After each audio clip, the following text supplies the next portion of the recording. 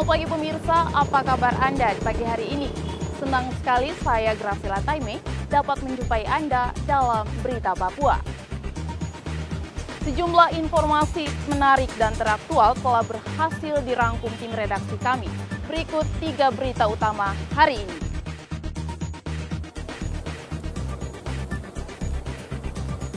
Diduga karena korsleting listrik, sebuah supermarket berlantai 3 di kota Sorong terbakar. 45 warga Mimika keracunan makanan usai menghadiri pesta ulang tahun. Diduga tercemar limbah perusahaan, Pantai Tanjung Kasuari di kota Sorong kini sepi dari wisatawan.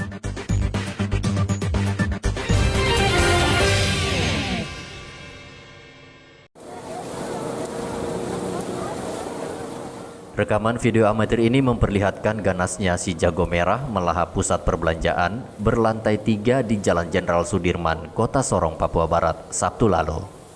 Kebakaran terjadi saat supermarket yang menjual bahan makanan dan pakaian dalam keadaan tertutup rapat. Api dengan cepat merambat karena banyak barang yang mudah terbakar.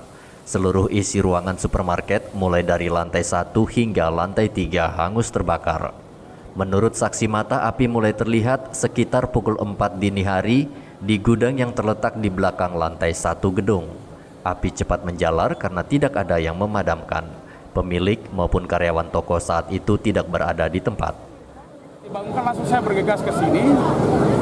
Pertama yang saya ketemu memang ada dari pihak kepolisian, dalam hal ini Pak Diki sendiri ada, kita koordinasi. Api itu sudah ada. Api sudah ada, titik belakang sekali yang paling sudut itu sudah ada menyala di situ. Lalu kita koordinasi bagaimana supaya penanganannya itu cepat, sehingga saya memadamkan. Kemudian adik saya sendiri, ipar saya sendiri, anaknya Pak Haji Lasedi, langsung lari bangunkan Ibu Popi untuk bantu keluarkan air di curah air. Nah, dengan itu saya juga telepon dari teman-teman dari mobil tangki, Sahrul namanya, saya bilang minta tolong bagaimana supaya bisa bantu untuk masalah yang penting kita selamatkan air. 2 unit mobil pemadam milik Pemda Kota Sorong dibantu puluhan mobil tangki air dikerahkan. 5 jam kemudian api baru padam. Penyebab kebakaran masih dalam penyelidikan petugas, namun diduga kebakaran disebabkan korsleting.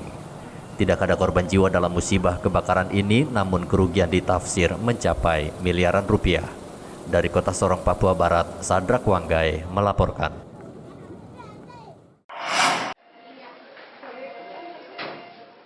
Sebanyak 45 anak-anak di Kabupaten Mimika ini dilarikan ke rumah sakit akibat keracunan makanan di acara ulang tahun yang digelar di salah satu rumah warga Sabtu lalu. Mereka rata-rata berusia 4 hingga 7 tahun. Sebagian lagi orang dewasa. Kondisi mereka lemah sehingga harus ditangani dokter dan perawat rumah sakit. Terakhir, para korban menikmati makanan yang dihidangkan pemilik hajatan berupa nasi, mie, dan telur. Polisi telah mengambil sampel makanan tersebut untuk diuji di laboratorium apakah makanan tersebut mengandung zat beracun yang berbahaya. Bergantian membawa masyarakat ke rumah sakit. Adapun hasil sementara informasi yang kita dapat bahwa kejadian tersebut diakibatkan pada saat acara ulang tahun, ya, sekitar 50 orang undangannya dari makanan yang disajikan yang dimasak oleh yang tuan rumah. Dan sementara ini jumlah korban keracunan ada sekitar 45 yang semuanya ada di rumah sakit Karitas, nanti akan sebagian digeser ke RSUD. Sementara kami bekerjasama dengan Kodim, rumah sakit Kodim untuk mengecek makanannya. Dan juga terkait dengan semua korban sudah diambil darahnya, nanti kita akan melihat hasilnya apa penyebab daripada keracunan itu. Sehabis menghadiri acara ulang tahun, korban mengalami gejala mual, muntah, dan pusing. Berdasarkan informasi dari 50 undangan, sebanyak 45 orang terpaksa dilarikan ke rumah sakit, termasuk si pemilik hajatan. Hingga minggu kemarin, tinggal 5 orang anak yang masih dirawat di RSUD. Sisanya dipulangkan dan menjalani rawat jalan. Dari Mimika, Papua, Igobat Momolin melaporkan. Seorang tahanan kasus makar Sabtu lalu meninggal dunia di Rumah Sakit Bunda Pengharapan Merauke. Kristianus Yandum adalah satu dari 13 tahanan makar Polres Merauke yang ditangkap pada 13 Desember lalu karena melakukan sejumlah aksi dugaan makar. Kristianus sebelum ditahan dikabarkan sudah menderita penyakit bawaan. Pada tanggal 8 Februari ia dilarikan ke rumah sakit karena kondisinya semakin memburuk hingga akhirnya meninggal dunia. Polisi membantah telah melakukan penyiksaan. Selama di tahanan, Kristianus diberlakukan seperti narapidana umum lainnya dan seluruh haknya dijamin polisi. Semua tahanan makar yang melakukan propaganda makar berulang-ulang saya tangkap, apalagi 3 kali. Namun apabila mereka membuat pernyataan sikap merah putih, saya keluarkan. Walaupun mereka sudah kurang ajar, saya keluarkan. Itu sudah dari awal sebelum mereka tuh sakit. Dan ada 3 orang juga contoh dari Tamboji, langsung saya keluarkan karena langsung sadar membuat pernyataan. Karena yang dilawan bukan Kapolres, negara. Nggak boleh. Yang kebetulan tiba-tiba sudah musibah dan meninggal ini sudah ada sakit bawaan. Sudah ada sakit bawaan. Itu pun sebelum dia ke rumah sakit, semua sudah saya kasih tahu, mau keluar boleh. Yang penting jangan mengulangi lagi. Tetapi kalau mau keluar, buatlah pernyataan merah putih. Bukan yang lain. Pernyataan sikap terhadap Republik Indonesia, pemerintah yang sah ini, dan minta maaf. Maka saya keluarkan. Sebelum mereka pra-peradilan juga saya sudah kasih ultimatum dan harus saya keluarkan. Mereka mau keluar 4 orang, nggak jadi karena ada pra-peradilan. Mereka pikir mereka menang. Ya, yang dilawan negara. Untuk mengantisipasi reaksi atas kematian Kristianus, polisi gencar berpatroli di sejumlah wilayah rawan di Merauke. Polisi juga meminta warga tidak terprovokasi dengan kejadian ini. Muhammad Ridwan melaporkan dari Merauke, Papua.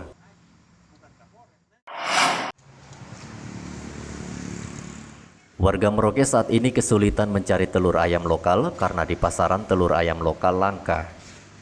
Hal ini diakibatkan kurangnya pasokan dari peternak karena akhir tahun lalu ribuan ayam di Merauke mati terjangkit virus flu burung. Untuk memenuhi permintaan warga, penjual akhirnya mendatangkan telur dari Surabaya. Meski harganya lebih murah, rupanya warga Merauke kurang berminat. Mereka lebih menyukai telur ayam lokal karena rasanya lebih enak dan segar dibandingkan telur ayam dari Surabaya. Namun warga tidak ada pilihan. Sebagian akhirnya mau membeli telur ayam Surabaya. Lebih fresh sih, kalau Surabaya kan biasanya sudah berapa hari, berapa minggu kan dalam perjalanan. Oh gitu. Kalau ini lebih fresh. Oh gitu. Kadang ada yang rusak. Oh gitu. Kalau dari Surabaya. Kalau harganya lebih mahal Mu? Iya sih lebih mahal. Lebih kalau mahal ya? Iya. Biasanya dipakai untuk rumah tangga apa memang pakai keperluan lain untuk jualan? Rumah tangga aja. Oh, rumah tangga aja. Iya, telur Merauke. Oh telur Merauke. Iya. Kenapa biasanya telur Merauke? Karena telur Merauke itu dia bagus. Kalau telur Surabaya, kalau telur mungkin lama dalam perjalanan, akhirnya dia dingin, jadi kurang bagus kalau kita konsumsi. Tapi kalau soal harga Ibu gimana? Ya memang harga lebih bagusnya telur ini karena murah. Oh gitu ya. Tapi mending lebih baik kualitasnya. Sekarang kita cari kualitas telur daripada harganya. Oh, sekarang ini kan harga apa telur Merauke kosong ya? Ya, Jadi sekarang telur Surabaya Bu ya? Iya. Tapi sudah sering juga konsumsi telur Surabaya? saya sih jarang. Oh, jarang ya, telur Merauke ya? Senang telur Merauke. Oh gitu. Ibu ini untuk konsumsi rumah tangga apa mau dibuat kue apa seperti apa Ibu? Iya, seperti rumah tangga. Oh rumah tangga ya? kue juga. Oke. Harga telur ayam Surabaya lebih murah dibanding telur ayam lokal. Satu rak dijual seharga Rp60.000. Sementara telur ayam lokal dijual seharga Rp90.000 per rak. Muhammad Ridwan melaporkan dari Merauke, Papua.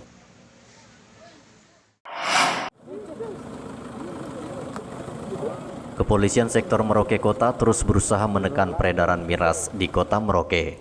Minggu kemarin, razia dilakukan di pintu masuk kota di daerah perbatasan. Puluhan aparat dikerahkan ke salah satu lokasi, yakni Kampung Laproseri, yang merupakan pintu masuk dari Onggaya, Kuler, dan Tomer. Para produsen miras diduga mengalihkan produksi mereka keluar kota Merauke karena aparat belakangan gencar merazia penjual miras di sejumlah tempat di kota Merauke. Operasi kali ini tidak sia-sia. Polisi menemukan 1 jerigen miras oplosan jenis Shopee seberat 25 liter. Miras disita dari pengendara sepeda motor yang berencana menjualnya ke kota Merauke. Selain miras, kepolisian sektor Merauke Kota juga merazia senjata tajam dan tentu diselingi sosialisasi protokol kesehatan yang selama pandemi menjadi perhatian utama. Ya, operasi yang kita lakukan adalah operasi Giat 1, baik itu sajam maupun miras. Tapi sebenarnya lebih fokus ke miras supaya kami melakukan shock terapi bagi para penjual yang datang dari Nasem maupun dari Onggaya, Tomer ya. Ternyata memang hasilnya kami dapat satu gen ya, yang mau dibawa ke kota untuk dijual. Jadi memang berada di pinggiran kota untuk memang menahan ya mereka yang membawa dari luar ya. Jadi yang biasa mereka masak di dalam kota karena sudah sering dioperasi, akhirnya mereka bergeser keluar. Jadi masaknya keluar. Oh, keluar sekarang ya. Peredaran miras di kota Merauke akhir-akhir ini cukup mengkhawatirkan. Tidak sedikit pelaku kejahatan tertangkap dalam keadaan mabuk. Razia gencar dilakukan di sejumlah tempat di Merauke. Peredaran miras diharapkan bisa ditekan. Muhammad Ridwan melaporkan dari Merauke, Papua. Salah satu daerah dengan tingkat penyebaran COVID-19 yang tinggi adalah Merauke. Untuk itu, aparat kepolisian meminta pengelola kafe untuk menutup kafenya pukul 10:30 malam. Pembatasan akan dimulai pekan ini hingga waktu yang tak ditentukan.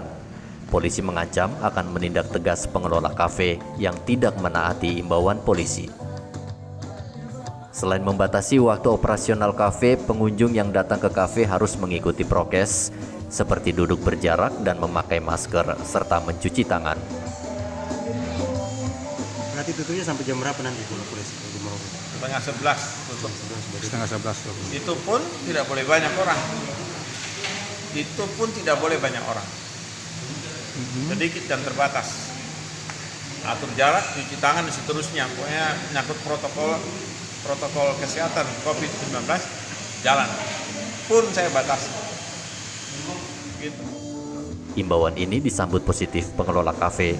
Mereka sepakat membatasi waktu operasional. Kalau kami dari Rumah Kopi di Warung sih tetap kooperatif ya Pak ya, tetap mendukung.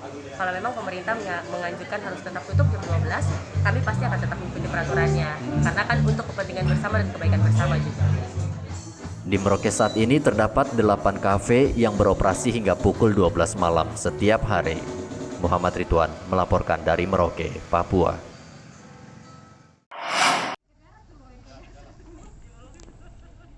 Penyebaran COVID-19 di Merauke termasuk sangat cepat. Sejumlah daerah yang tadinya zona hijau atau aman perlahan mulai terjangkit. Seperti Kampung Muting di pedalaman Merauke. Selama pandemi, kampung ini merupakan zona hijau karena tidak ada satupun warga yang dilaporkan terjangkit.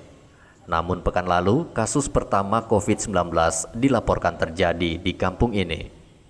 Petugas mendatangi satu persatu rumah karyawan perusahaan kelapa sawit di Kampung Muting untuk mengantisipasi cepatnya penyebaran virus. Karena pekan lalu, salah seorang karyawan perusahaan kelapa sawit dilaporkan positif COVID-19. Sebanyak 18 karyawan diperiksa karena mereka terakhir kontak dengan karyawan terpapar COVID-19. Kami melaksanakan tracing dan juga memberikan himbauan edukasi kepada masyarakat di wilayah untuk tetap menerapkan protokol kesehatan. Di antaranya tetap mencuci tangan, memakai masker, dan juga menjaga jarak. Dan himbauan kami kepada masyarakat di wilayah kami untuk dapat meningkatkan imunitas dengan meminum jamu atau apotek sehat yang ada di sekitar rumah kita. Dan juga pada masyarakat untuk tidak perlu takut terhadap penyakit COVID-19 ini, karena ini bukan merupakan aib, ini adalah penyakit yang harus kita lawan bersama dengan cara melaporkan kepada pihak medis maupun kami di Babin Kaptikmas untuk memberikan informasi bila mengalami gejala demam, batuk, panas. Bu, untuk di kampungnya Ibu sendiri yang sudah terkena COVID berapa orang? Baru 1 orang. Terus Ibu takut tidak dengan COVID nih? Takut. Takut. Berarti Ibu harus apa nih? Harus tetap waspada. Harus waspada ya? Iya. Hasil pemeriksaan menunjukkan 18 karyawan ini reaktif terpapar COVID-19. Saat ini mereka masih menjalani karantina untuk menunggu jadwal tes usap yang lebih akurat dari Satgas COVID-19. Warga Muting dan karyawan lain dihimbau agar segera ke rumah sakit atau fasilitas kesehatan terdekat jika mengalami gejala seperti sesak nafas dan demam tinggi. Muhammad Ridwan melaporkan dari Merauke, Papua. Program vaksinasi pemerintah terhadap tenaga kesehatan terus dilakukan di seluruh wilayah Indonesia, termasuk di Kabupaten Jayapura yang selama ini berjalan baik dan lancar. Hanya sayang program ini terganggu akibat beredar kabar yang menyebutkan vaksin COVID-19 berbahaya, sehingga banyak masyarakat enggan divaksin. Wakil Bupati Kabupaten Jayapura Giri Wijayantoro membantah isu negatif tersebut. Menurut dia, vaksin COVID-19 tidak berbahaya dan aman. Isu tersebut bisa mengganggu proses vaksinasi. Ia mengatakan pemerintah sudah melakukan yang terbaik dan tidak mungkin akan mencelakakan rakyatnya. Vaksin ini juga banyak orang yang memberitakan hoax bahwa vaksin itu berbahaya untuk tubuh kita, tetapi pemerintah saya pastikan bahwa apa yang diperbuat itu yang terbaik untuk rakyatnya, bukan mau memberikan penyakit tetapi bagaimana mencegah penyakit itu. Jadi kita sudah diberi kekuatan dulu, imunisasi. Dengan imun, dia ketika COVID masuk dia sudah ada perlawanan untuk tidak berkembang. Jadi seyogyanya saudara-saudara kita yang mengisukan bahwa vaksin itu berbahaya buat tubuh kita, semoga mereka bisa sadar bahwa vaksin ini adalah sesuatu yang sangat diperlukan oleh kita, dan siapa saja yang boleh divaksin itu ada beberapa persyaratan. Belakangan banyak pihak mempertanyakan keamanan vaksin. Sejumlah isu negatif beredar yang menyebutkan efek samping vaksin bisa membahayakan kesehatan. Vaksin sendiri dibuat melalui 3 tahapan ketat sebelum diedarkan ke masyarakat. Dan sejauh ini belum ada dampak berarti yang membuktikan vaksin berbahaya bagi kesehatan manusia. Pemkab Jayapura meminta masyarakat tidak takut divaksin karena vaksin justru bisa mencegah penularan cepat COVID-19 yang sangat berbahaya dan mematikan. Dari Kabupaten Jayapura, Papua, Renol melaporkan.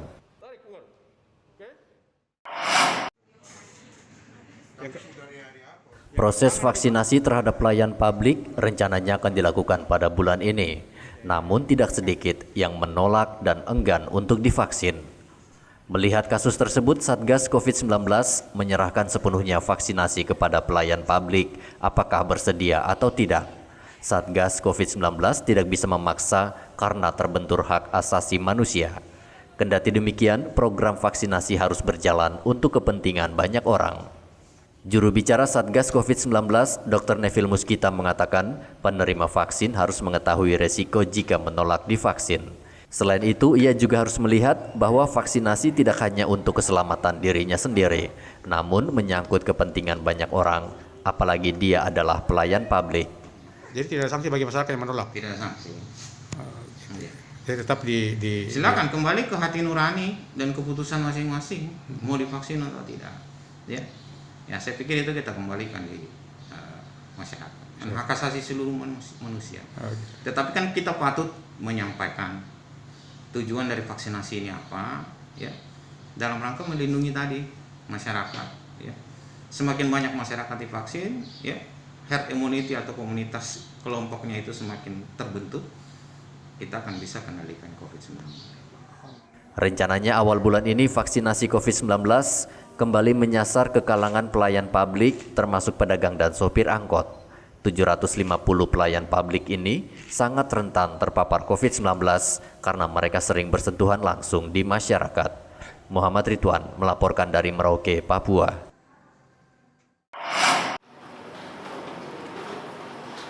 Polda Papua akan merekrut 1.500 Bintara Noken Polri yang rencananya dibuka pada bulan ini. Rekrutmen akan dibiayai pemerintah daerah. Anggota DPR Papua, Yani, meminta agar panitia seleksi memperhatikan serius kuota untuk anak asli Papua. Ia berharap kuota ini jangan diisi dengan peserta dari daerah lain, sehingga putra-putri asli Papua bisa memanfaatkan peluang itu menjadi anggota Polri. TNI dan Polri, sebetulnya ini udah lama fraksi Gerindra menyampaikan bahwa anak-anak kita kan sebetulnya antusias untuk mengikuti itu begitu besar, tetapi sering sekali mungkin ada berbagai macam kendala sehingga kita banyak gugur. Tapi kita juga menemukan bahwa kuota itu diisi oleh anak-anak dari provinsi lain dan ini tidak boleh terjadi. Jadi kuota untuk TNI Polri itu harus betul-betul diisi oleh anak asli Papua. Anak asli Papua itu dalam kategori adalah bahwa dia lahir di Papua. Dia SD, SMP, SMA di Papua begitu. Jadi, nah ini harus betul-betul diisi oleh anak-anak kita. Nah, tidak boleh diisi dari daerah lain yang datang dan kemudian mengambil KTP dan dia mengisi kuota itu. Sementara itu, anggota Komisi 1 DPR RI Yan Mandenas mengatakan pihaknya akan mendorong pemerintah daerah juga membuka rekrutmen untuk TNI, sehingga terbuka kesempatan luas bagi anak-anak Papua untuk menjadi tentara. Soal rekrutmen tentara Otsus yang Papua Barat sudah selesaikan, Papua sekarang kita menunggu kapan pemerintah mau untuk merespon ini. Karena pemerintah menyiapkan alokasi anggaran untuk proses rekrutmen sampai dengan pendidikan. Selanjutnya nanti APBN yang membiayai mereka untuk mereka bertugas. Jadi ya kita tunggu saja minimal ada respon cepat. Bisa 1.000, bisa 1.500 kuota untuk TNI. Baik itu Tamtama, Secaba maupun Akmil yang nanti akan dibagi sesuai dengan standar dan kriteria yang ditentukan oleh Mabes TNI atau Mabes AD. Nah ini khusus untuk Angkatan Darat. Nah saya pikir yang lain-lain sepanjang pemerintah siap, kita siap berkolaborasi membantu dari fraksi Gerindra untuk bisa mendorong banyak hal yang bisa kita buat untuk Papua. Rekrutmen diharapkan juga menerapkan standar yang berlaku di Papua, sehingga anak-anak Papua tidak kesulitan menjalani tes, sehingga tidak kalah bersaing dengan putra daerah lain. Hendra melaporkan dari Jayapura, Papua.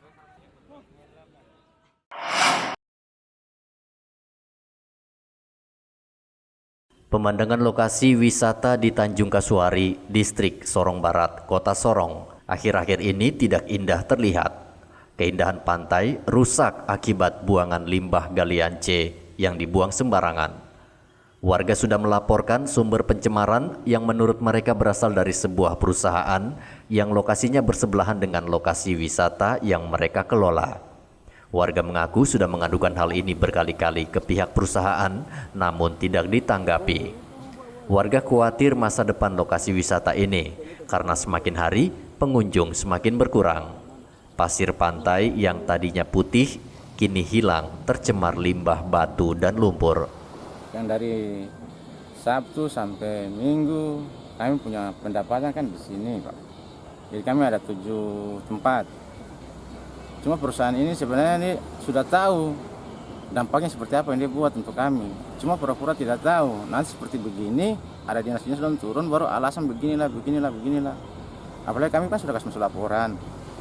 Dan kami makanya saya tidak bisa bicara. Ya, harus karena kita punya kuasa hukum juga ada. Kami sudah serahkan kuasa ke beliau. Jadi saya tidak sampai keputusan. Sudah sejak kapan ini, Om? Ini dari 2014. Sampai 2021 ini tidak ada tanggapan apa-apa. Ini material galian C, lumpur sama batu-batu yang sekarang pasir putih tidak dapat lihat lagi.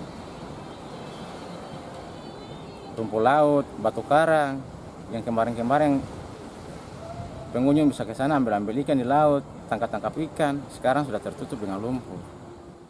Dinas Lingkungan Hidup Kota Sorong sudah turun ke lapangan bertemu dengan pengelola tempat wisata dan manajemen perusahaan. Dalam waktu dekat akan digelar pertemuan bersama untuk mencari jalan keluar. Ini adalah komitmen perusahaan harus melakukan itu dan izin lingkungan diberikan untuk menjaga hubungan antara perusahaan dengan warga masyarakat melalui program CSR, tetapi bagaimana perusahaan itu melakukan aktivitas usahanya dengan menjaga kualitas lingkungan, baik dalam hal perlindungan dan pengelolaan di dalam areal perusahaan itu sendiri. Apabila rekomendasi kami, berita acara yang kami berikan nanti tidak ditindaklanjuti, maka ada tahapannya adalah kami berikan teguran tertulis, kemudian paksaan pemerintah, dan izin lingkungannya bisa kita cabut. Kalau izin lingkungannya kita cabut, maka izin usahanya dihentikan, karena izin lingkungan diberikan untuk mendapatkan izin usaha. Nah, itu mekanisme dan prosedurnya seperti itu. Sementara itu, perwakilan perusahaan mengatakan akan menindaklanjuti teguran Dinas Lingkungan Hidup Kota Sorong. Hasil laporan dari masyarakat, baik semua tadi yang akan dituangkan dari acara, kami akan kerjakan semua kami akan bersama dengan pemerintah. Dalam arti ini kami akan mengimbau jika itu menjadi merupakan tanggung jawab kami. Tanjung Kasuari di Sorong Barat memiliki pesona pantai yang indah dan asri. Selain lokasinya yang tidak jauh dari pusat kota, ombak laut di pantai ini tidak terlalu besar, sehingga menjadi salah satu daya tarik pengunjung untuk berakhir pekan. Sadrak Wanggai melaporkan dari Kota Sorong, Papua Barat. Pemirsa, informasi tadi sekaligus mengakhiri jumpa kita dalam Berita Papua. Saya Graciela Taime mewakili seluruh kru kerabat kerja yang bertugas menyampaikan terima kasih. Selamat beraktivitas. Sampai jumpa. Wanyambe.